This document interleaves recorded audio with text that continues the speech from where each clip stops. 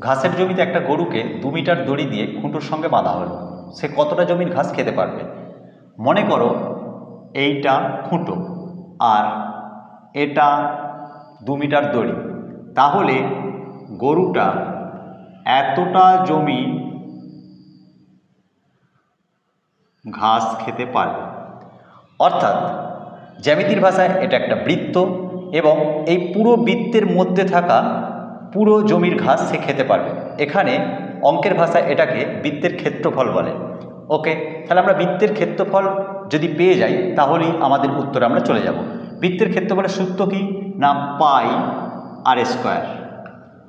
তাহলে পাই মানে 22/7 আর আর বলতে ব্যাসার্ধ অর্থাৎ 2 মিটার, তাহলে 2 × 2, তাহলে 22 × 2 × 2 মানে 88/7, 7 × 12 84, 4 88, 12 × 4 = 7 বর্গ মিটার জমির ঘাস খেতে পারবে।